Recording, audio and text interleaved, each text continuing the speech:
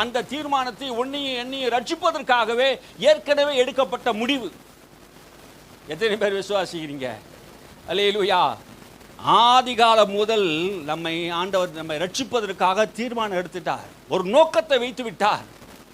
அந்த நோக்கம் என்னன்னா நம்மை ரட்சிக்கும்படியாக. அல்லேலூயா. பாருங்க, மறுபடியும் வாசிங்க. அவர் தம்முடைய கிரியின்படி நம்மை ரட்சியாமல் தம் தீர்மானத்தின்படி ஆதிகாலம் முதல் கிறிஸ்து இயேசுவுக்குள் நமக்கு அருளப்பட்ட கிருபையின்படியும். ஆதிகாலம் முதல் அப்படின்னா என்ன அர்த்தம்? ஆதிகாலம் முதல் என்று எத்தனை பேர் புரியுது? ஆதிகாலம்னா என்ன அர்த்தம்?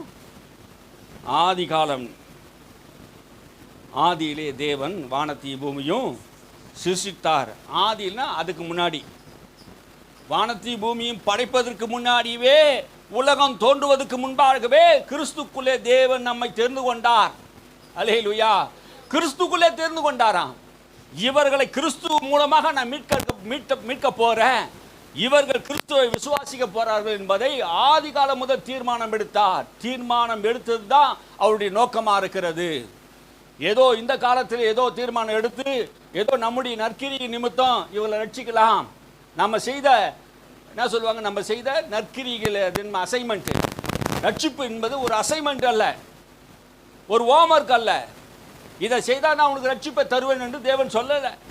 அல்லேலூயா. புரியுதா? எத்தனை பேர் புரியுது? ஏதோ அசைன்மெண்ட்டை கொடுத்து என்ன பண்ணல, உன்னை ஆண்டவர் ரட்சிக்கவில்லை, இனி இந்த கிரியை செய்தால் உன்னை ரட்சிப்பேன் என்று சொல்லலை. ஏற்கனவே ஆதி காலத்திலே அவர் ஏற்கனவே தன்னுடைய மனதிலே தீர்மானித்து விட்டா, இப்படிப்பட்ட ஜனங்களுக்காக தன்னுடைய குமாரனை ஒப்பு கொடுக்க போகிறேன் என்பதை. இதை தான் பவுல் நிருபங்களில் எழுதுகிறார். இந்த சத்தியத்தை நாம் உணர வேண்டும். அல்லேலூயா. ஆதி காலம் முதல் கிறிஸ்து இயேசுக்குள்ளே நமக்கு என்ன பண்ணிருக்கிறான்? அருளப்பட்ட கிருபை. ரெண்டாவது விஷயத்தை சொல்றாரு, அருளப்பட்ட கிருபை. இந்த கிருபை நமக்கு ஆண்டவர் கொடுத்திருக்கிறார் இயேசு கிறிஸ்துக்குள்ளே. இந்த கிருபை எங்க இருக்குது? எங்க இருக்குதுங்க? கிருபை எங்க இருக்குது? கிறிஸ்துவுக்குள்ளே இருக்குது. அல்லேலூயா. கிருபை எங்க இருக்குது? இயேசு கிறிஸ்துக்குள்ள தான் கிருபை இருக்குது. அந்த கிருபை வெளிப்பட்டது. அல்லேலூயா. யோவான் சுவிசேஷத்தில் 1:17 சொல்லுகிறது, மோசே மூலமாக நியாயப்பிரமாணம் இந்த பூமியில் கொடுக்கப்பட்டது, கிருபையும் சத்தியமும் கிறிஸ்து மூலமாக கொடுக்கப்பட்டது. அல்லேலூயா. நமக்கு நியாயப்பிரமாணம் மோசே மூலமாக கொடுக்கப்பட்டது போல கிருபையானது கிறிஸ்து மூலமாக கொடுக்கப்பட்டது. ஆகையினால் தான் இங்கே சொல்றாரு, கிறிஸ்து இயேசுக்குள் நமக்கு அருளப்பட்ட கிருபையின்படியே. கிறிஸ்துக்குள்ளே தான் கிருபையை ஆண்டவர் கொடுத்திருக்கிறார். இந்த கிருபை என்ன செய்கிறது என்றால், கிருபை நம்மை பலப்படுத்துகிறதா இருக்கிறது. அல்லேலூயா.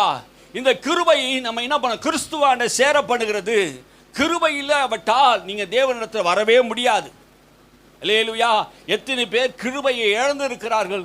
தேவனிடத்தில் வராதவர்கள் அத்தனை பேருமே கிருபை இழந்தவர்கள் தான்.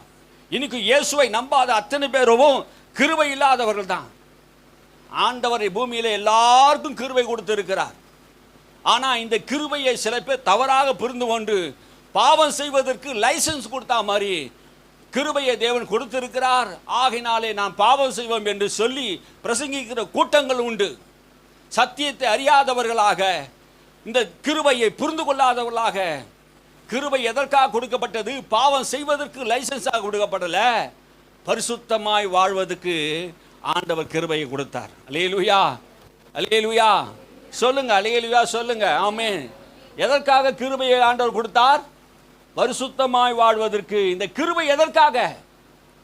உன்னை தேவனாண்டை கொண்டு சேர்க்கக்கூடிய கிருபை, உன்னை நீதி உள்ளவனாக மாற்றுகிறது கிருபை, உன்னை உண்மை உள்ளவனாக மாற்றுகிறது கிருபை, உன்னை குற்றமற்றவனாக மாசற்றவனாக மாற்றுவது கிருபை. கிறிஸ்துவுக்குள்ளே இருக்கிறது. ஆகையினால கிறிஸ்துவை ஏற்றுக்கொண்டவர்களுக்கு மாத்திரம் இந்த கிருபை கொடுக்கப்படுகிறது. அவங்கள் நிமித்தம், உன்னுடைய கிரிய நிமித்தம் அல்ல, இயேசு செய்த செயலின் நிமித்தம் உன்னை தேவன் ரட்சித்தார். அல்லேலூயா. நம்முடைய கிரிய நிமித்தம் நம்மை தேவன் ரட்சிக்கல. எது நிமித்தம் ரட்சித்தாரா? இயேசு செய்த செயலின் நிமித்தம் நம்மை ரட்சித்தார். அல்லேலூயா. வசனத்தை வாசிக்கும் போது நீங்க கவனமா கவனிச்சீங்கன்னா ஆண்டவர் உங்களோட கூட பேசுவார். அல்லேலூயா. வார்த்தையை நீங்க கவனிங்க. தேவனுடைய தீர்மானம் குறிக்கோள். தீர்மானம் என்பது எது? குறிக்கோள். ஒரு நோக்கத்தோடு நம்ம அழைத்திருக்கிறார். நமக்கு ஏதோ ஒரு நோக்கம் இல்லாமல் ஆண்டவர் அழைக்கலை. நமக்காக ஆண்டவர் நோக்கம் இருக்குது. இந்த பூமியில் நாம் செய்ய வேண்டியதை நாம் ஆண்டவருடைய சித்தத்தை அறிந்து ஒவ்வொருவரும் நம்ம நோக்கத்தோடு தேவன் அழைத்தார் என்கிற காரியத்தை நீங்கள் புரிஞ்சுக்கணும். நோக்கம் இல்லாமல் தேவன் உங்களை அழைக்கலை. ஏதாவது ஒரு நோக்கம் இல்லாமல் தேவன் எதையும் படைக்கலை. மனுஷனே ஒரு நோக்கத்தோடு தான் படைக்கிறான். ஏதாவது ஒரு பொருளை உருவாக்கணும்னா அது நோக்கத்தோடு உருவாக்குறான். செல்ஃபோனை உருவாக்கினான்னா அது ஒரு நோக்கம் இருக்குது. அதில் பேசலாம், ஃபோட்டோ எடுக்கலாம், மெசேஜ் அனுப்பலாம், என்னென்னோ பண்ணலாம். இன்றைக்கி வர்த்தகங்கள்லாம் அதில் தான் நடக்குது. உலகத்தில் இருக்க எல்லா நியூஸுகளும் அதெல்லாம் கேட்குறோம். அவர் ஒரு நோக்கத்தோடு கூட அதை ஒரு மனிதன் என்ன பண்ணுறான், எளிமையாக்க வேண்டும் என்று படைத்திருக்கிறான். ஒரு நோக்கம் இருக்கிறது பாருங்க. தேவன் நம்ம ஒரு குறிக்கோளோடு ஒரு நோக்கத்தோடும் ஆண்டவர் படைத்திருக்கிறார். அந்த நோக்கம் என்ன? நாம் தேவனுடைய சாட்சிகளாக இந்த பூமியிலே வாழ்வது அவருடைய நோக்கமாக இருக்கிறது. அல்லேலூயா. நாம் சாட்சிகளாக வாழ வேண்டும். அந்த நோக்கம் என்ன? தேவன் எதற்காக நம்ம தெரிந்து கொண்டார்? இந்த ஜனங்கள் பரிசுத்தமுள்ள ஜனங்கள், பரிசுத்த சந்ததிகள் என்று தேவன் அழைத்திருக்கிறார். தனக்கென்று ஒரு ஜனத்தை வேறு பிரித்திருக்கிறார். உங்கள் உலகத்திலிருந்து தெரிந்து கொண்டிருக்கிறார். அல்லேலூயா. இந்த உலகத்தில் நீ வாழ்ந்து கொண்டிருக்கிற உங்களை தேவன் இந்த உலகத்தை அத்தனை கோடி மக்களில் இருந்து உங்களை வேறு பிரித்து தெரிந்து கொண்டிருக்கிறார். எதற்காக? பரிசுத்த அழைப்பை கொடுத்து. அல்லேலூயா. இந்த அழைப்பு எப்படியாப்பட்ட அழைப்பு?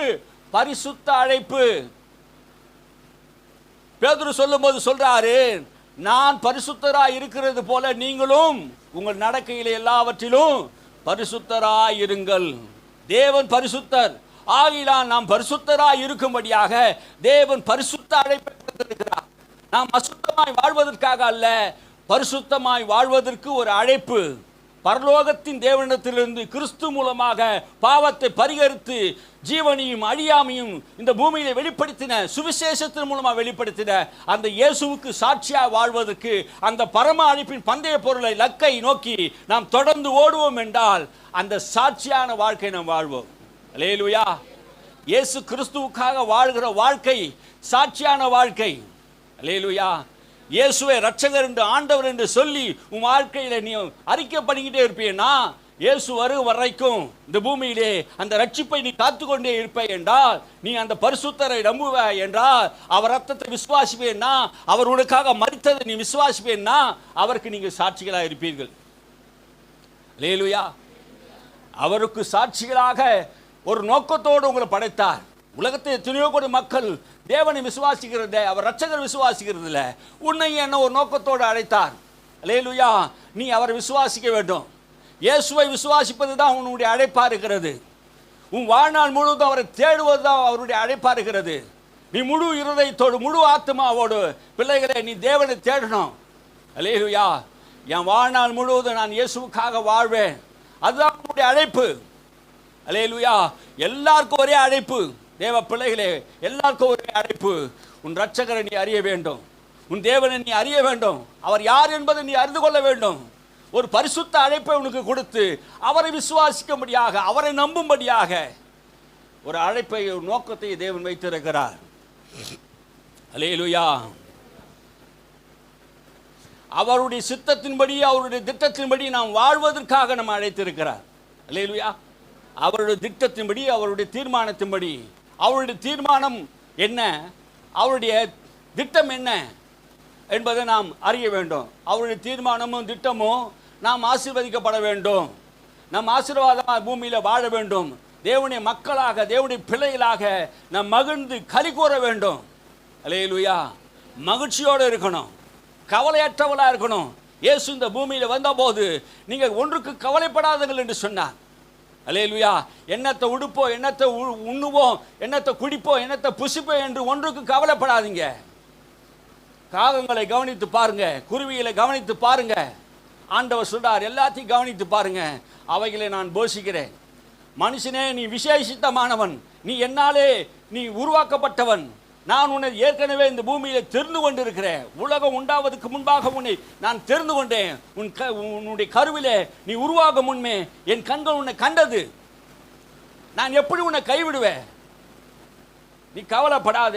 ஆண்டவருக்கு உனக்கு சொல்ற காரியம், எந்த காரியத்தை குறித்து நீ கவலைப்படாத. ஆமென். அல்லேலூயா. எதை குறித்து நீ என்ன பண்ணக்கூடாது? கவலைப்படக்கூடாது. ஆண்டவர் குறிக்கோளோடு ஆண்டவர் நம்மை அழைத்திருக்கிறார். எதற்காக ஆண்டவர் கிருபை கொடுத்திருக்கார்? கிருபை எதற்கு? பரிசுத்தமாய் வாழ்வதற்கு கிருபை, பாவம் செய்வதற்கல்ல கிருபை. தேவனுடைய ஆசீர்வாதத்தை, நன்மையை நாம் அனுபவிக்கும்படியாக தேவன் நமக்கு கிருபை கொடுத்து இருக்கிறார். உலகம் உண்டாவதற்கு முன்பாகவே கிறிஸ்துக்குள்ளே நமக்கு கொடுக்கப்பட்ட கிருபை. உலகம் உண்டாவதற்கு முன்பாகவே கிறிஸ்துக்குள்ளே நம்ம தெரிந்து கொண்டாரே, அப்போதே கிருபை கொடுக்கப்பட்டிருக்குது. ஏதோ இப்போ வந்ததுனால கொடுக்கப்படல. உலகம் தோன்றும் முன்பாகவே தேவன் நம்மை தெரிந்து கொண்டாரே, உலகம் படைப்பதற்கு முன்பாகவே தெரிந்து கொண்டாரே. இந்த புரிதல் நமக்கு தேவைங்க. அல்லேலூயா. இந்த புரிதல் நமக்கு தேவை. இப்போ கொடுக்கப்படல கிருபை, அப்பவே கொடுக்கப்பட்ட கிருபை. அது அந்த கிருபை இப்போ என்ன பண்ணுது? பிரசன்னமானதான். எப்படி பிரசன்னமானது? இயேசு இந்த பூமியிலே மனித அவதாரமாக வந்ததினாலே அந்த கிருபை இப்போது பிரசன்னமாகி இருக்கிறது, வெளிப்பட்டு இருக்கிறது. மறைவாக இருந்த அந்த கிருபை இப்போது என்ன பண்ணியிருக்குது? இயேசுவை யாரெல்லாம் நம்புறாங்களோ அவங்க மேலெல்லாம் இந்த பூரண கிருபை உண்டாகிறது. அவர் உயிர்த்தெழுதலை நம்புகிறவர் மேல் பூரண கிருபை உண்டாகிறது. இயேசுவை விசுவாசிக்கிற மேல் பூரண கிருபை உண்டாகிறது. அல்லேலூயா. வாசிங்க எபேசியர் 2:8.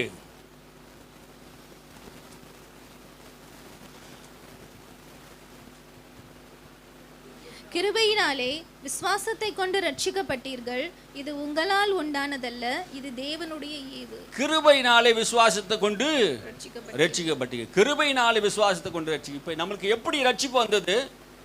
கிருபையினாலே விசுவாசத்தை கொண்டு. இப்போ கிருபை நமக்கு கொடுக்கப்பட்டது. எப்போ கொடுக்கப்பட்டது? உலகம் தோற்றத்துக்கு முன்பாக தேவன் நம்மை தெரிந்து கொண்டதினாலே கிருபை கொடுக்கப்பட்டிருக்கிறது. இந்த கிருபையை பெற்றிருக்கிற நாம இயேசுவை விசுவாசிக்க இந்த கிருபை நமக்கு என்ன பண்ணுது? விசுவாசம் உதவி செய்கிறது. அல்லேலூயா. இந்த விசுவாசத்தையும் யார் தராராம்? தேவன் தான் தரார். கிருபையும் தேவன் தராரு, விசுவாசத்தையும் தேவன் தரார். அல்லேலூயா. மறுபடியும் வாசிங்க அதே. கிருபையினாலே விசுவாசத்தை கொண்டு ரட்சிக்கப்பட்டீர்கள், இது உங்களால் உண்டானதல்ல. ரட்சிப்பு உங்களால் உண்டானதல்ல. எது உங்களால் உண்டானதல்ல? ரட்சிப்பு உங்களால் உண்டானது. நீங்களே உங்களை ரட்சிக்க முடியுமா? தன்னுடைய சுய கிரியினாலே நீங்க ஏதோ நல்ல காரியம் செய்ததுனால உங்களை ரட்சித்துக் கொள்ள முடியுமா? இது எதனால் உண்டானது? கிருபையினால் உண்டானது. கீழே உள்ள வசனத்தை வாசிங்க. இது தேவனுடைய ஈவு. இது தேவனுடைய ஈவு. ஈவுனா என்ன அர்த்தம்?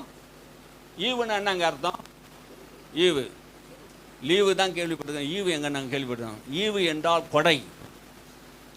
கொடை என்றால் என்னது? கொடை என்றால் என்ன? அது தெரியல. கொடை என்ன? மழைக்கு பிடிச்சி அந்த கொடை இல்லை, நன்கொடை. யாராவது எதாவது கேட்டால் என்ன பண்ணுவாங்க? கொடை கொடுக்கறதுன்னு. நன்கொடை. பாரி வள்ளல் தேருக்கு என்ன, கொடிகளுக்கு தேரை கொடுத்தான், அது ஒரு கொடை அப்படின்வாங்க. அப்போ கர்ணன் எல்லாருக்கும் கொடை கொடுத்தான்னு சொல்லுவாங்க. அப்போ என்ன அர்த்தம்? கேட்கறதுக்கு முன்னாடி என்ன பண்ணுறது? கொடுக்கறது. அல்லேலூயா. மறுபடியும் வாசிங்க.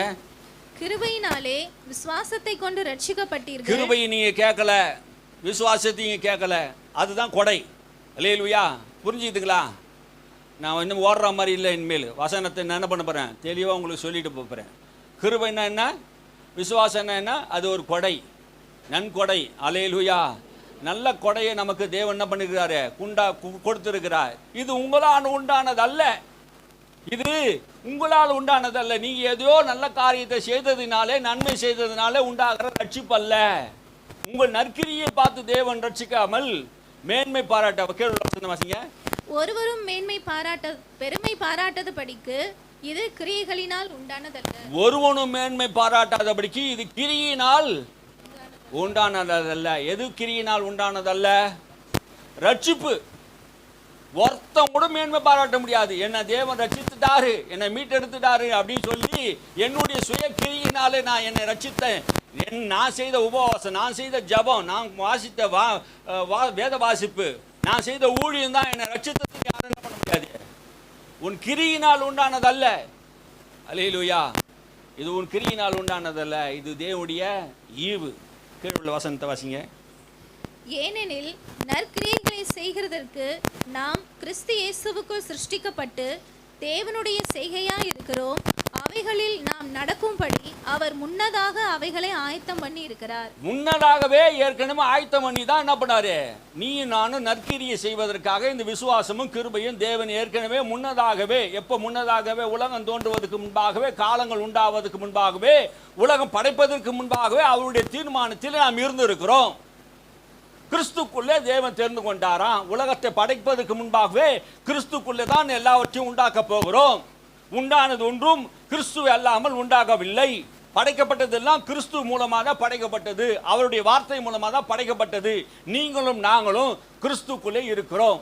அல்லேலூயா, அல்லேலூயா. எபேசியர் 1:4 வாசிங்க. எபேசியர் 1:4. தமக்கு முன்பாக நாம் நம்மில் பரிசுத்தம், அன்பில் பரிசுத்தம் உள்ளவர்களும் குற்றம் இல்லாதவர்களுமாய் இருப்பதற்கு அவர் உலக தோற்றத்திற்கு முன்னே கிறிஸ்துவுக்குள் நம்மை தெரிந்து கொண்டபடியே. கிறிஸ்துக்குள்ளே எதற்காக தெரிந்து கொண்டார்? கிறிஸ்துக்குள்ளே தேவன் எதற்காக? தமக்கு முன்பாக. அப்படின்னா என்ன அர்த்தம்? தமக்கு முன்பாகனா பிதாவாகிய தேவனுக்கு முன்பாக நாம் எல்லாரும் இந்த கிருபை பெற்ற, விசுவாசத்தை கொண்டு கிருபையினால் ரட்சிக்கப்பட்ட, இது நம்முடைய கிரியினால் உண்டானதல்ல, இது தேவனுடைய செயல். கிறிஸ்து இயேசு மேல் வைத்து இருக்கிற விசுவாசத்தினால் உண்டாகிற தேவ செயலா இருக்கிறதுனாலே நாம் தேவனுக்கு முன்பாக நிற்பதற்கு, நாம் குற்றமற்றவர்களாக மாசற்றவர்களாக தேவனுக்கு முன்பாக நிற்பதற்கு எப்ப தெரிந்து கொண்டாராம்? வாசிங்க. உலக தோற்றத்திற்கு முன்பாகவே. உலகம் தோற்றுவதற்கு முன்பதாகவே. அல்லேலூயா. மறுபடியும் வாசிங்க, அத முழு வசனத்தை வாசிங்க. தமக்கு முன்பாக, தேவனுக்கு முன்பாக, பிதாவாகிய தேவனுக்கு முன்பாக நாம் நம்மில் பரிசுத்தம் உள்ளவர்களும், நாம் நம்மில் பரிசுத்தம் உள்ளவர், நாமே நம்ம எல்லாரும் பரிசுத்தம் உள்ள இருக்கும்படிக்கு குற்றம் இல்லாதவர்களுமாய் இருப்பதற்கு. நம்ம நம்மளுடைய வாழ்க்கையில குற்றம் இல்லைன்னு சொல்ல முடியுமா? எல்லாம் குற்றம் நமக்கு இருக்குது. ஆனா நம்மளை குற்றம் உள்ளவனை குற்றம் இல்லாதவனாய் மாற்றினவர் யார்? இயேசு கிறிஸ்து. அல்லேலூயா. நம்ம எல்லாரும் பாவம் செய்து ஏகமா கெட்டு போன பூமியில் எல்லாரும் பாவிகள் தான். அப்போ நம்ம குற்றம் உள்ளவர்கள். நம்மை தேவனுக்கு முன்பாக யார் நிறுத்துகிறார்? இயேசு என்ன பண்றாரா? குற்றமற்றவராக பிதாவுக்கு முன்பாக நிறுத்துகிறார். அல்லேலூயா. ஒரு நோக்கத்தோடு தேவன் படைத்திருக்கிறார். பூமியில பிறந்த நம்ம எல்லாம் குற்றமற்றவர்களாகவும் மாசற்றவர்களாகவும் பிதாவாகிய தேவனுக்கு முன்பாக நிறுத்துவதற்காக, அவரோடு கூட என்றென்றைக்கும் நாம் அவரோடு கூட இருப்பதற்காக ஆண்டவர் நம்ம தெரிந்து கொண்டு இருக்கிறார். அல்லேலூயா. வேற யார்கிட்ட சொல்லியிருந்தா கொஞ்சம் நல்லா எழுந்து கொஞ்சம் குச்சிருப்பாங்க. ஒன்றும் அப்படியே உட்காந்துருக்கீங்க பாருங்க. எதற்காக ஆண்டவர் தெரிந்து கொண்டார்? குற்றமற்றவர்களாக மாசற்றவர்களாக பிதாவாகிய தேவனுக்கு முன்பாக நிறுத்தும்படியாக. அல்லேலூயா. எத்தனை பெரிய விஷயத்தை இந்த பூமியில உன்னை உருவாக்கி படைத்து உனக்கு கிருபையும் ரட்சிப்பையும் கொடுத்து உன்னை இயேசு கிறிஸ்து ரத்தத்தை நான் கழுவி சுத்திகரித்து உன்னை மாசத்தவனாக, தூயவனாக, உண்மை உள்ளவனாக மாற்றி, கீழ்ப்படியவனாக மாற்றி பிதாவாகிய தேவனுக்கு முன்பாக ஒரு நோக்கத்தோடு கூட உன்னை படைத்து இருக்கிறார். அல்லேலூயா. எதற்காக உன்னை படைத்தார் என்றால் உனக்கு தெரியணும். அவரை விசுவாசிக்க, அவரை நம்ப, அவர் அந்த அத்தோட ஊற்றத்தில் எதற்காக ரட்சிப்பு கொடுக்கிறார்? பாவத்திலிருந்து, சாபத்திலிருந்து, வியாதியிலிருந்து, நோயிலிருந்து, தரித்திர சாபங்களிலிருந்து நம்மை விடுதலையாக்கி ரட்சித்து குற்றமற்றவர்களாக மாசற்றவர்களாக பிதாவாகிய தேவனுக்கு முன்பாக ஒரு பரிசுத்த ஜாதியாக, அவர் பரிசுத்தராக இருக்கிறது போல நம்மையும் இயேசு கிறிஸ்து ரத்தத்தினாலே பரிசுத்தமாக்கி பிதாவுக்கு முன்பாக நிறுத்த தகுதி உள்ளவர்களாக தேவன் நமக்கு முன்மாதிரியாக நமக்கு முன்பாக பரலோகத்துக்கு போயிருக்கிறார். அல்லேலூயா. ஒருவனும் இதை மேன்மை பாராட்ட முடியாது. தன் சொந்த கிரியினாலே நம்மை ஆண்டவர் ரட்சிக்கல, அவருடைய செயல்படி நம்மை ரட்சித்திருக்கிறார் என்பதை நாம் அறிய வேண்டும். அல்லேலூயா. ரோமர் புஸ்தகம் 3:21-22 வாசிங்க. ரோமர் புஸ்தகம் 3ஆம் அதிகாரம் எல்லாரும் எடுத்துக்கொள்ளுங்க. 3ஆம் அதிகாரத்தை எடுத்துக்கினீங்களா? வாசிங்க. இப்படி இருக்க நியாயப்பிரமாணம் இல்லாமல் தேவ நீதி வெளியாக்கப்பட்டிருக்கிறது. அதை குறித்து நியாயப்பிரமாணமும் தீர்க்க தரிசனங்களும் சாட்சியிடுகிறது. நியாயப்பிரமாணம் இல்லாமல் தேவ நீதி வெளியாக்கப்பட்டிருக்கிறது. நியாயப்பிரமாணத்தினால் தான் நீதி உண்டாகும் என்று மோசே சொல்லியிருந்தார். நியாயப்பிரமாணத்தின்படி செய்தால் உனக்கு பிழைப்பு உண்டு. மோசே சொன்னது என்ன? நியாயப்பிரமாணத்தின் கிரியினாலே நீ ரட்சிக்கப்படுவாய் என்று சொன்னாங்க.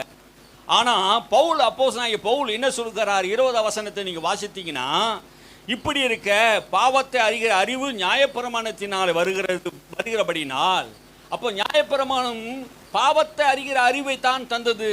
எது பாவம் எது பாவம் இல்லை என்பது அறிகிற அறிவு. அதனால நியாயப்பிரமாணம் நம்மை பாவத்திலிருந்து விடுதலையாக்கவில்லை. பவுல் என்ன சொல்றாரு? நியாயப்பிரமாணம் நம்மை பாவத்திலிருந்து விடுதலையாக்கவில்லை, பாவத்தை அறிகிற அறிவு நியாயப்பிரமாணத்தில் எழுதியிருக்கிறது என்பது தான் நம்ம புரிந்து கொள்ளணும். அல்லேலூயா. அப்படி இருக்க நியாயப்பிரமாணத்தின்படி வருகிறது. எந்த மனுஷனும் நியாயப்பிரமாணத்தின் கிரியினாலே தேவனுக்கு முன்பாக நீதிமானாக்க படவில்லை. எந்த மனுஷனும் நியாயப்பிரமாணத்தின் கிரியினாலே தேவனுக்கு முன்பாக நீதிமானாக்கப்படல. அப்போ நியாயப்பிரமாணத்தை வைத்து நீதியை தேடினவர்கள் நீதியை அடையவில்லையாம். யார் நியாயப்பிரமாணத்தை வைத்து நீதியை தேடினாங்க? யூதர்கள், இஸ்ரவேல் கோத்திரத்தார்கள். 12 கோத்திரத்தார் என்ன பண்ணாங்க? நியாயப்பிரமாணத்தை வைத்து நீதியை தேடினார்கள், நியாயப்பிரமாணத்தை கிரியை செய்தார்கள். 613 கற்பனைகளின்படி கீழ்ப்படித்து நடந்தாங்க. 10 கட்டளைக்கு கீழ்ப்படித்தாங்க. 613 கற்பனைகள் கீழ்ப்படித்து நட்டாங்க. சடங்காச்சாரங்களை எல்லாம் கீழ்ப்படித்து நடந்தாங்க. இதை செய்யணும், அதை செய்யணும், அதை பண்ணணும், இதை செய்யணும், இப்படி செய்தாதான் ரட்சிப்பு, இப்படி பண்ணாதான் ரட்சிப்பு என்று சொல்லி என்ன பண்ணாங்க? தங்களை தாங்களே வருத்தி கொண்டார்கள், தங்களை தாங்களே சுத்திகரித்து கொண்டார்கள். ஆனா தங்களை தாங்களே சுத்திகரித்து கொண்டதுனாலே அவர்களுக்கு என்ன பண்ணல? நீதி உண்டாகல. அவங்க ஏன் அந்த நீதி அடையல? ஏன் அந்த நீதி அவர்கள் பெற்றுக்கொள்ளலன்னா, இயேசுவை வைத்து அந்த நீதியை தேடல, நியாயப்பிரமாணத்தை வைத்து நீதியை தேடினாங்க. தீர்க்க தரிசனங்கள்லாம் சொல்லுதான் இயேசு கிறிஸ்து மூலமா தான் உனக்கு நீதி உண்டாகும்னு சொல்லுது. பவுல் ரொம்ப விளக்கமா சொல்றாரு. நியாயப்பிரமாணத்தை வச்சு நீதியை தேடுறீங்களே, நியாயப்பிரமாணத்தினால் உனக்கு நீதி உண்டாகாதையா? இயேசு தான் உனக்கு நீதியை கொடுக்கிறவர், இயேசு தான் உன்னை பரிசுத்தப்படுத்துகிறவர், இயேசு தான் உன் வாழ்க்கையை மாற்றக்கூடியவர் என்பதை நான் புரிந்து கொண்டேன். எனக்கு வெளிப்படுத்தின அந்த விஷயத்தை இந்த ஊழியத்தை நான் செய்ய வந்தேன் என்று சொல்றார். அல்லேலூயா. வாசிங்க. அது இயேசு கிறிஸ்துவை பற்றும் விசுவாசத்தினாலே பலிக்கும் தேவ நீதியே. இப்படி இருக்க நியாயப்பிரமாணம் இல்லாத தேவநீதி வெளியாக்கப்பட்டு இருக்கிறது. அதை குறித்து நியாயப்பிரமாணமும் தீர்க்க தரிசனம் சாட்சியிடுகிறது. அதை பற்றி, எதை பற்றி? இயேசுதான் நம்மளை ரட்சிப்பார், இயேசுதான் நம்ம மீட்பார் என்கிற நியாயப்பிரமாணம் சொல்லுது. அதை நீ என்ன பண்ணல? பார்க்கவே இல்லை, கண்டுக்கவே இல்லை. ஆதி காலம் முதல் சொல்லப்பட்டு இருக்கிறது. பாவம் செய்த நாட்கள் முதல் நாளிலிருந்து சொல்லப்பட்டு இருக்கிறது. ரட்சிப்பு உண்டாகன்னு, அவர் ஸ்திரீயின் வித்தாக பிறப்பார் என்று. உங்களுக்கு எப்படி ரட்சிப்பு வரும்? அவர் ஸ்திரீயின் வித்தாய் பிறப்பார். யார் ஸ்திரீயின் வித்திலே பிறந்தவர்? ஆண் துணை இல்லாமல் ஒருவர் இந்த பூமியிலே பரிசுத்த ஆவியோடு பலத்தோடு அவர் பூமியிலே பிறந்தார் என்றால் இயேசு கிறிஸ்து ஒருவர் தான். அல்லேலூயா. அதை தான் தீர்க்க தரிசனம் சொல்லுது. மேசியா வருவார் என்று சொல்லுகிறது, சமாதான பிரபு வருவார் என்று சொல்லுகிறது, ஒரு ரட்சகர் உங்களுக்கு வெளிப்படுவார் என்று சொல்லுகிறது. அவர் வரும்போது இந்த பூமியிலே முடவர்கள் நடப்பார்கள், சப்பானிகள் நடப்பார்கள், கண் தெரியாதவங்க கண் தெரியும், மரித்தவர்கள் உயிரோடு எழுப்புவார்கள். ஏசாயா சொல்றாரே, உங்களுக்குள்ளே ஒரு தீர்க்கதரிசி எழும்புவார் என்று சாமுவேல் சொல்றாரே, மோசே சொல்றாரே, எல்லாரும் சொல்லி இருக்கிறாங்களே. சங்கீதங்களை வாசித்து பாருங்கள். இயேசுவை குறித்து சொல்லி இருக்கிறாரே. நியாயப்பிரமாணம் தீர்க்க தரிசனமும் இந்த தேவ நீதியை கொண்டு வருகிறவர் இயேசு கிறிஸ்து தான். அந்த இயேசுவை நீ விசுவாசித்தால் தான் ரட்சிப்புண்டாகும் என்று சொல்லப்பட்டு இருக்கிறதே. நியாயப்பிரமாணத்தை கொண்டு நீ தேடுகிற நீதியே, நியாயப்பிரமாணத்தினால் உனக்கு தேவ நீதி உண்டாகுமா? உன்னை பரிசுத்தப்படுத்துமா நியாயப்பிரமாணம்? உன்னை நியாயப்பிரமாணம் பரிசுத்தப்படுத்தாது. இயேசு கிறிஸ்து ரத்தம் தான் உன்னை பரிசுத்தப்படுத்தும் என்பதை நாம் அறிந்து கொள்ள வேண்டும். தேவ பிள்ளையே, இன்னைக்கு ஆண்டவர் சபைக்கு சொல்லுகிறது, இயேசு கிறிஸ்து மூலமாக தான் கிருபையும், இயேசு கிறிஸ்து மூலமாக தான் ரட்சிப்போம். நாம் குற்றமற்றவர்களாக மாசற்றவர்களாக தேவனுக்கு முன்பாக நிறுத்தக்கூடிய வல்லமை அவர் ஒருவருக்கே இருக்கிறது. ஒரு நோக்கத்தோடு கூட நம்ம அடைத்திருக்கிறார். அல்லேலூயா. நம் கிரியின்படி நம்மை ரட்சிக்கவில்லை. வாசிப்போம். கிறிஸ்து இயேசுவை பற்றும் விசுவாசத்தினால் தேவநீதி. இயேசுவை பற்றுகிற விசுவாசத்தினால் உண்டாகிற தேவநீதி. என்ன அர்த்தம்?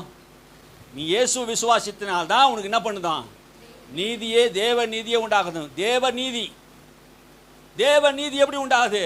உன்னுடைய பாவத்தை, உன்னுடைய அக்கிரமத்தை நீ செய்யாத, நீ அனுபவிக்க முடியாத அந்த தண்டனையை இயேசுவை மேலே சுமத்தி இயேசு கிறிஸ்து மூலமா உனக்கு தேவ நீதி உண்டாக்கிட்டாராம். அல்லேலூயா. இப்போ நான் தப்பு செஞ்சிட்டா, நம்ம பாவம் பண்ணிட்டா நான் தான் தண்டனை அனுபவிக்கணுங்க, நான் தான் அனுபவிக்கணும். ஆனால் எனக்கு பதிலாக ஒருவர், எனக்கு பதிலாக கிருபாதார பலி, கிருபாதார பலினா ஒன்றுக்கு பதிலாக இன்னொன்று, ஒன்றுக்கு பதிலாக இன்னொன்று, ஈசாக்கு பதிலாக ஒரு ஆட்டுக்குட்டி பலியானதுல, அதே போல நமக்கு பதிலாக நம்முடைய ஆட்டுக்குட்டியானவர் இயேசு பலியானதினாலே, அதுதான் கிருபாதார பலி. அவரே பாவத்தை கொடுத்து, அவர் மேல பாவத்தை சுமத்தி, அவரை தண்டித்து, அவருக்குண்டான நீதி எல்லாம் நம்மளை வச்சிட்டார். அல்லேலூயா. அவர் ஒரு தரம் தண்டிக்கப்பட்டதினாலே, ஒரு தரம் பாவமாக்கப்பட்டதினாலே, பாவம் அறியாத அவரை பாவமாக்கி நீதி அறியாத நம்மை இயேசு கிறிஸ்துக்குள்ளே விசுவாசிக்கிற நம்மை நீதியாக்கினார். அல்லேலூயா. இயேசுவை விசுவாசிக்கிறதுனால நீதி உண்டாயிற்று. அதை தான் பவுல் இப்படி சொல்றாரு, இயேசு கிறிஸ்துவை பற்றும் விசுவாசத்தினால் பலிக்கும் தேவ நீதியே விசுவாசிக்கிற எவருக்குள்ளும் எவர் மேலும் பலிக்கும், வித்தியாசமே இல்லை. நீ யாரா இருந்தாலும் சரி, எந்த இனத்தை மக்களா இருந்தாலும் சரி, இயேசுவை நீ அறியாத மக்களா இருந்தாலும் சரி, இயேசுவை விசுவாசித்தால் நீ எந்த கோத்திரத்தான இருந்தாலும், ஏழையா இருந்தாலும், பணக்காரனா இருந்தாலும் சரி, கோடீஸ்வரனா இருந்தாலும் சரி, பிரபுவா இருந்தாலும் சரி, நீ யாரா இருந்தாலும் வித்தியாசமே இல்லை. இந்த தேவ நீதி பலிக்கும். அல்லேலூயா. அப்ப இயேசுவை பற்றுகிற விசுவாசத்தினால் உண்டாகிற தேவ நீதியே உன்னை ரட்சிக்கிறதா இருக்கிறது. அல்லேலூயா. வாசிங்க. எல்லாரும் பாவம் செய்து மகிமை அற்றவளாயிட்டோம். வேதம் தெளிவா சொல்லுது, நான் பரிசுத்தமா இந்த பூமியில் யாரும் கிடையாது, எல்லாரும் பாவம் செய்துட்டோம். அப்போ பாவம் செய்தவங்க பரலோகத்துக்கு போக முடியாது. யார் மூலமா இப்போ பரலோகத்துக்கு போக முடியும்? கிறிஸ்து மூலமா தான் போக முடியும். அதனால தான் கிறிஸ்து நமக்காக பாவமாகி சாபமாகி தேவ நீதியை நமக்கு உண்டாக்கிட்டார். எப்படி உண்டாக்கிட்டார்? விசுவாசத்தினாலாக உண்டாகும் நீதி, விசுவாசத்தினால் உண்டாகும் தேவ நீதி. அப்படின்னு என்ன அர்த்தம்? இயேசு எனக்காக தான் மரித்தார், இயேசு எனக்காக தான் ஜீவன் கொடுத்தார், என் பாவத்தை சிலுவையில் சுமந்தாரு, அதுதான் விசுவாசம். அவர் விசுவாசிக்கிறதுனால் உண்டாகிற தேவ நீதி. இப்போ இவரை விசுவாசித்தா உனக்கு என்ன கிடைக்குது? இந்த பாவம்லாம் கேன்சல் ஆயிடுச்சுங்க. அவ்வளோதான் மேட்ரு. புரியுதுங்களா? ரொம்ப சிம்பிள் மேட்ரு. அதான் விஷயமே தான். இயேசுவை நீ விசுவாசித்தா என்ன ஆகுது? உங்களுக்கு தேவ நீதி உங்களுக்குள்ள வந்துடுது. இதை தான் பவுல் சொல்றார். அல்லேலூயா. வாசிங்க. இலவசமாய் அவருடைய கிருபையினாலே கிறிஸ்து இயேசுவுள்ள மீட்பை கொண்டு நீதிமானாக்கப்பட்டீர்களே. அப்ப இலவசமாய், இதுக்காக நீ எந்த கிரயத்தையும் கொடுக்கல. நான் ஏதோ கிரயம் கொடுத்த நீ எதுவும் சொல்ல முடியாதுங்க. மேன்மை பாராட்ட ஒருவனுக்கு இடம் கிடையாது. நீ ஏதோ விலை கொடுத்த இயேசுவை நீ பரலோகத்திலிருந்து இறங்கி வா எனக்காக மறிகின்று யாராவது ஜெபம் பண்ணல. நீ எனக்காக பாதாளத்துக்கு போன்னு யாரும் சொல்லல, யாருமே அவருக்கு சொல்லல. உன் கிரிய நிமித்தம் அவர் வரல. அவர் அனாதி தீர்மானத்தின்படி, அவர் இரக்கத்தின்படி, அவர் அன்பின்படி, மனுஷன் மேல் வைத்திருக்கிற பாசத்தின்படி அவர் பூமியில் இறங்கி வந்தார். அல்லேலூயா. அதை தான் சொல்ல, இலவசமாய் இலவசமாய் அவர் கிருபையை கொண்டு நீங்கள் மீட்கப்பட்டீர்கள். அல்லேலூயா. மீட்கப்பட்டீர்களா? அவர் சிலுவையிலே அவ்வளோ பாடுகள் பட்டார். இலவசமாய் ஆண்டவர் கொடுத்தது இலவசம். ஆனால் அவர் கிரயம் கொடுத்திருக்கிறார். நமக்கு வந்தது இலவசம். ஆண்டவர் நமக்கு கொடுத்தது இலவசம். ஆனால் அவர் கிரயம் கொடுத்திருக்கிறார். கல்வாரி சிலுவையில் தன் ரத்தத்தையே கிரயமாக கொடுத்தார், தன் ஜீவனை கிரயமாக கொடுத்தார், தம்முடைய மகிமையை கிரயமாக கொடுத்தார். அல்லேலூயா. எல்லாத்தையும் கிரயமாக கொடுத்தார். விலையேறப்பட்ட ரத்தத்தினாலே உன்னையும் என்னையும் மீட்டு இருக்கிறார். விலையேறப்பட்ட ரத்தம், இயேசுவின் ரத்தம் சிலுவையில் சிந்தப்பட்டதினாலே சாத்தானுடைய அதிகாரத்தையும் வல்லமையை உரிந்து கொண்டு அவனை நிர்வாணமாக கோலமாக்கி சிலுவையிலே வெற்றி சிறந்ததினாலே உனக்கு இலவசமாக கொடுத்தார். ஆனால் அவர் மீட்பு சாதாரணமாக நடக்கல. 7 இடங்களில் அவர் ரத்தத்தை சிந்தினார். கெத்செமனே தோட்டத்தில் முதல் கொண்டு எருசலேம் வீதிகளிலும் கொல்கத்தா மலையிலும் பல இடங்களிலே ரத்தத்தை சிந்தினார். கடைசி சொட்டு ரத்தம் வரை நமக்காக சிந்தப்பட்டது. அவருடைய மீட்பை கொண்டு இலவசமாக கிருபை கொண்டு ரட்சிக்கப்பட்டீர்கள். மீட்பு சாதாரணமாக வரல. உனக்காக எனக்காக விலைக்கரையும் கொடுத்தவர் இயேசு. அல்லேலூயா. விலைக்கரையும் கொடுத்தவர். அதனால்தான் பவுல் அப்போஸ்தலன் இப்படி சொல்கிறார், உங்கள் கிரியும்படி அவர் உங்களை ரட்சிக்காமல் தமது தீர்மானத்தின்படி கிறிஸ்து இயேசுக்குள்ளே தீர்மானித்தபடியே உங்களை ரட்சித்தார். எவ்வளவு அற்புதமான வசனங்களை பரிசுத்த ஆவியானவர் வேதங்களில் எழுதி வைத்திருக்கிறார். நாம் தியானிக்கும் போது இயேசு நம்முடைய இருதயத்தில் பெரிய காரியங்களை செய்கிறவராக இருக்கிறார். இலவசமா கிருபையினாலே கிறிஸ்து இயேசுவில் மீட்பை கொண்டு நீதிமான்களாக்கப்பட்டீர்கள். எத்தனை பேர் விசுவாசிக்கிறீர்களோ அத்தனை பேர்களும் நீதிமான்கள். நம்ம எல்லாரையும் கர்த்தர் என்ன பண்ணாரு? நீதிமான்களாக மாற்றி இருக்கிறார். அல்லேலூயா. நாம் எல்லாரும் கிறிஸ்துக்குள்ளே நீதிமான்கள். அல்லேலூயா. நான் நீதிமான். என்னுடைய பேர் என்னது? நீதிமான். முதல்ல எப்படி இருந்தோம்? பாவியாக இருந்தோம். இப்போ யார் மாற்றிருந்த அந்த பேரை? நீதிமான்ங்கிற பேரை யார் மாற்றிருந்து? இயேசு தான் மாற்றிருக்கிறார். நாம் எல்லாரும் பாவம் செய்து கெட்டு போனோம். இயேசுவை விசுவாசிக்கிற இப்போது எல்லாரும் நம்ம பிதா நம்மளை பார்த்துனா நீதிமான். எப்படி பார்த்த நீதிமான்? கிறிஸ்து இருக்கிறாரா? பிதா பரலோகத்திலிருந்து பூமியில் பார்க்கும்போது மனுஷனுக்குள்ளே கிறிஸ்து இருக்கிறாரா? எந்தெந்த மனுஷனுக்குள்ளே கிறிஸ்து இருக்கிறாரோ அவன் மேலே அவன் ரத்தம் இருக்குது, அவருடைய நீதி இருக்குது. அவனை கர்த்தர் கண் நோக்கி பார்க்கிறார். அல்லேலூயா. இதை தான் பரலோகத்திலிருந்து பூமி பார்க்குது. இந்த இயேசுவை யாரெல்லாம் விசுவாசிக்கிறார்களோ அவங்களுக்கு இந்த இலவசமாக இந்த கிருபையை தரார், ரட்சிப்பை தரார். அல்லேலூயா. இது வரைக்கும் ஆண்டவர் பொறுமையாக தான் இருந்தார். கடைசி காலங்களிலே ஆண்டவர் பொறுமையாக இருக்கார். தேவன் பொறுமையாக இருந்து முற்காலத்திலே நடந்த பாவங்களை தாம் பொறுத்து கொண்டதை குறித்து முன்னாடி நடந்த எல்லா பாவத்தையும் ஆண்டவர் என்ன பண்ணாரா? பொறுத்துக்கிட்டே இருந்தார். ஏன்னா இயேசு வர வரைக்கும் தான் அந்த பாவத்தை என்ன பண்ண முடியும்? நம்ம பொறுத்துக்கிட்டே இருக்கணும். ஆனால் இயேசு வந்துட்டார். அல்லேலூயா. அது வரைக்கும் பொறுமையாக இருந்தவர் இன்னைக்கு பாவத்தை என்ன பண்ணுறார்? இயேசு சிலுவையில் கேன்சல் பண்ணிட்டார். பாவத்தின் வல்லமை அதிகாரத்தை உடைத்து போட்டார். பாவத்தின் அதிகாரியை பிசாசின் தலையை நெருக்கி விட்டார். அல்லேலூயா. வாசிங்க. தேவன் பொறுமையாய் இருந்த முற்காலத்தில் நடந்த பாவங்களை தாம் பொறுத்து கொண்டதை குறித்து தம்முடைய நீதியை காண்பிக்கும் பொருட்டாக, தம்முடைய நீதியை காண்பிக்கும்படியாக, தம்முடைய நீதியை, இது வரைக்கும் பாவத்தை தான் பார்த்தீங்க. தம்முடைய நீதினா இயேசு கிறிஸ்து தான் அவருடைய நீதி. இயேசு கிறிஸ்து தான் அவருடைய நீதி. தம்முடைய நீதியை காண்பிக்கவும், தாம் நீதி உள்ளவரும், இயேசு நீதி உள்ளவரும், இயேசுவிடத்தில் விசுவாசமாய் இருக்கிறவனை நீதிமானாக்குகிறவருமாய் விளங்கும்படி, இயேசுவிடத்திலே விசுவாசமாய் இருக்கிறவனை நீதிமானாக்கும்படி விளங்கும்படியாக. அப்படின்னா என்ன அர்த்தம்? இயேசுவிடத்திலே விசுவாசிக்கிறவனை நீதிமானாக்குறவுமாக விளங்கும்படி. அப்போ யாரெல்லாம் இயேசுவை விசுவாசிக்கிறார்களோ அவங்களாம் என்ன பண்ணுது? வேதம் நீதிமானாக்குது. அல்லேலூயா. இந்த ஒரு சப்ஜெக்டே உங்களுக்கு போதும். கிறிஸ்துவ வாழ்க்கை இதுக்குள்ளே தான் அடங்கியிருக்குது. அல்லேலூயா. 10க்குள்ளே நம்பர் சொல்லுனா 10க்குள்ளே கிறிஸ்துக்குள்ளே தான். கிறிஸ்துக்குள்ளே என்ன பண்ணுறீங்க? ரட்சிக்கப்பட்டுக்கிறீங்க. இதுதான் முழு பைபிள் இதாங்க. இதை தவிர வேறு பைபிள் இது நான் ஆராய்ச்சி பண்ணி பார்த்தோம். இதை தவிர வேறு ஏதாவது கதைகளெல்லாம் சொல்லலாம். இதாக வச்சுக்கிற நோக்கம் திட்டங்கள்லாம் இதான். அல்லேலூயா. இந்த நோக்கத்தை சபை புரிந்து கொள்ளணும். சபையாகிய நாம் என்ன பண்ணணும்? இந்த நோக்கத்தை நாம் புரிந்து கொள்ளணும். தம்முடைய நீதியை காண்பிக்கும் பொருட்டாகவும், தாம் நீதி உள்ளவரும் பிதா நீதி உள்ளவராக இருந்தார். ஏன் பொறுத்து கொண்டாரு? நீதி உள்ளவராக இருந்தார். ஏன்னா இயேசு வந்துட்டார்னா இயேசுவிடத்தில் விசுவாசிக்கிற அத்தனை பேரும் ஆக்கிரமாக விளங்கும்படியாகவும், இக்காலத்திலே தமது நீதியை காண்பிக்கும் பொருட்டு. இக்காலத்தில்னா இயேசு வந்த காலத்திலே தமது நீதி என்ன பண்ணாரு? காண்பித்தார். விசுவாசிக்கிறதுக்கு எல்லாருக்கும் நீதியை காண்பித்தார். அங்கே நீதி எங்கே வைக்கப்படுதுன்னா சுவிசேஷத்தில் வைக்கப்பட்டு இருக்கிறது. அந்த சுவிசேஷம் எதுனா இயேசு. இயேசு தான் அந்த சுவிசேஷம். அந்த சுவிசேஷத்தை வைக்கப்பட்டிருக்கு. வாசிங்க. கிறிஸ்து இயேசுவினுடைய இரத்தத்தை பற்றும் விசுவாசத்தினாலே பலிக்கும் கிருபாதார பலியாக அவரையே ஏற்படுத்தினார். அப்போ இயேசு கிறிஸ்துவுடைய இரத்தத்தை பற்றும் விசுவாசத்தினாலே நாம் எப்படி நம்ம நீதிமானாக்கப்படுகிறோம்னா இயேசு கிறிஸ்து இரத்தத்தை பற்றுகிற விசுவாசம். எதற்காக இயேசு ரத்தம் சிந்தினார்? அந்த விசுவாசம் நமக்கு இருக்கிறா?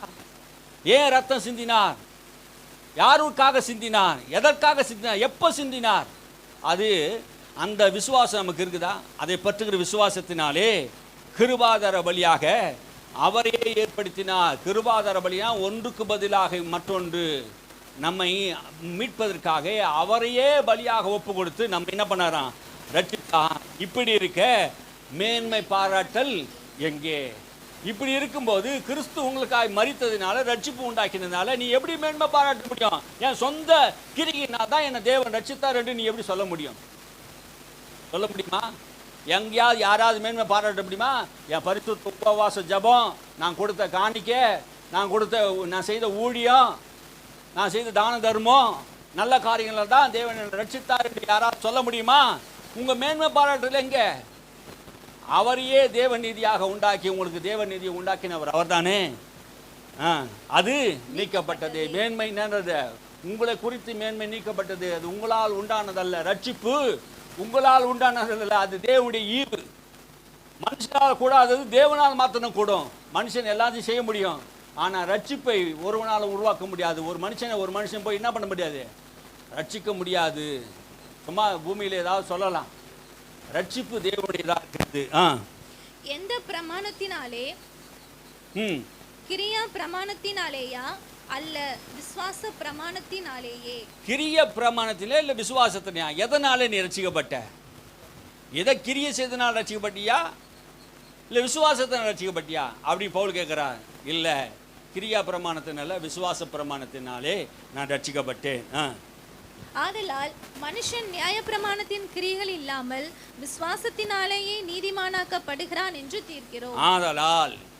அதனாலே இப்போ ஒரு முடிவு வந்துட்டார் பவுல் அப்போஸ்தலன், முடிவு வர்றார். அதனாலே மனுஷன் நியாயப்பிரமாணத்தின் கிரியில் அல்லாமல் விசுவாசத்தினாலே என்ன பண்றான்? நீதிமானாக்கப்படுகிறான் என்று தீர்க்கிறோம். தீர்ப்பு உண்டாயிடுச்சு. விசுவாசத்தினால் மாத்திரம்தான் நீதி உண்டாகும். என்ன விசுவாசம்? என்ன விசுவாசம்? விசுவாசம் சொல்கிறமே, இது என்ன விசுவாசம் தெரியுதா? நான் சொல்கிற விசுவாசம் என்ன விசுவாசம் பவுல் சொல்கிறாரு, வாசிங்களாமா? அது ஒரே வசனத்தை வாசித்து நான் முடிப்போம் கடைசியாக. அப்போ விசுவாசத்தினால்தான் நீதிமான் பிழைப்பா என்று தீர்க்கிறோம் என்று சொல்கிறாரே பவுல் அப்போஸ்தலன். எதை சொல்கிறாரு? 10ஆம் அதிகாரம், ரோமர் 10ஆம் அதிகாரம் 9ஆம் வசனம் 10ஆம் வசனம். நீதி உண்டாக இருதயத்திலே விசுவாசிக்கப்படும், ரட்சிப்பு உண்டாக வாயினாலே அறிக்கை பண்ணப்படும். அவரை விசுவாசிக்கிறவன் எவனோ அவன் கெட்டு வெட்கப்படுவதில்லை என்று வேதம் சொல்லுகிறது. 9ஆம் வசனம் 10ஆம் அதிகாரம் 9ஆம் வசனத்து 10ஆம் வசனம் பாருங்க. என்னவென்றால் நீதி விசுவாசத்தினாலே நீதிமானாக்கப்படுகிறோம் என்று தீர்க்கிறோம் என்று சொல்லிட்டாரே, அது என்ன விசுவாசம்? விசுவாசனா என்ன? இப்போ எழுதுறாரு பாருங்க, பவுல் எழுதும்போது எப்படி எழுதுறாரு பாரு. என்னவென்றால் நான் என்ன சொல்கிறேன், விசுவாசனா என்னன்னு தெரியுமா அப்படி கேட்குறாரு. கர்த்தராகிய இயேசு கிறிஸ்துவை உன் வாயினாலே அறிக்கையிட்டு. அப்போ கர்த்தராக இருக்கிற இயேசு கிறிஸ்துவை உன் வாயினாலே என்ன பண்ணணுமா? அறிக்கையிட்டு தேவன் அவரை மரித்தோரிலிருந்து எழுப்பினார் என்று உன் இருதயத்தில் விசுவாசித்தார். வாயில அறிக்கை செய்யணும், இருதயத்தில் விசுவாசிக்கணும். இதுதான் தேவ நீதி. அல்லேலூயா. வாயினால் அறிக்கை செய்யணுங்க. இயேசு கிறிஸ்து கர்த்தர் என்று நாவுகள் எல்லாம் அறிக்கை செய்யணும். விசுவாசம் என்றால் தேவ நீதி என்றால் தேவனை விசுவாசிப்பது, இயேசுவை கர்த்தர் என்று விசுவாசிப்பது, அவரை தேவன் மரித்தோர் என்று எழுப்பினார் என்று பிதாவை விசுவாசிப்பது, பிதாதான் இயேசுவை அனுப்பினார் என்று விசுவாசிப்பது, குமாரனை அறிவது. அதுதான். எந்த மனுஷன் குமாரனை அறிகிறானோ அவனுக்கு தேவன் நித்திய ஜீவனை தருகிறார். இயேசு நித்திய ஜீவனை தருகிறார். என்னை விசுவாசிக்கிறவனுக்கு ஜீவன் உண்டாகும் என்று நான் சொல்லுகிறேன் என்று சொன்னாரே. நமக்கு தேவன் ஒரு நோக்கத்தோடு அழைத்திருக்கிறார், நித்திய ஜீவனை தரும்படியாக, என்றைக்கும் அவரோடு கூட இருக்கும்படியாக. இது கிருபையினால் உண்டானது.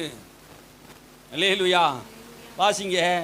எழுப்பினார் என்று உன் இருதயத்தை விசுவாசித்தால் ரட்சிப்பு உண்டாகும், நீதி உண்டாக உன் இருதயத்திலே விசுவாசிக்கப்படும், ரட்சிப்பு உண்டாக வாயினாலே அறிக்கை பண்ணப்படும். எந்த மனுஷன் தன் வாழ்க்கையிலே வாயை திறந்து இயேசு என் ரட்சகர், இயேசு என் ஆண்டவர் என்று ஒவ்வொரு நாளும் சொல்லுகிறானோ, எந்தெந்த விஷயத்தில் ரட்சிப்பு இல்லையோ அந்தந்த விஷயத்தை சொல்லிக்கொண்டே இருப்பான் என்றால், இயேசுதான் என் கர்த்தர், இயேசுதான் ரட்சகர் என்று அறிக்கை செய்கிறானோ அவனுக்கு தான் ரட்சிப்பு, அவனுக்கு தான் தேவ நீதி. ஆமென். அல்லேலூயா. இது கிரியினால் உண்டானதல்ல, இது தேவனால் உண்டாகிற தேவ நீதி. அல்லேலூயா. நமக்கு நேரம் முடிந்து விட்டது. கர்த்தருக்கு ஸ்தோத்திரம். அல்லேலூயா. நமக்கு சொன்ன செய்தியை நீங்கள் கவனமாக இங்கே கேட்டிங்கன்னா, உண்மையில சொல்கிறேன், பைபிள் படிக்கும்போது உங்களுக்கு உண்மையாக சொல்கிறேன், அற்புதமாக விளங்கும். ஆவியானவர் உங்களுக்கு தெளிவுபடுத்துவார்.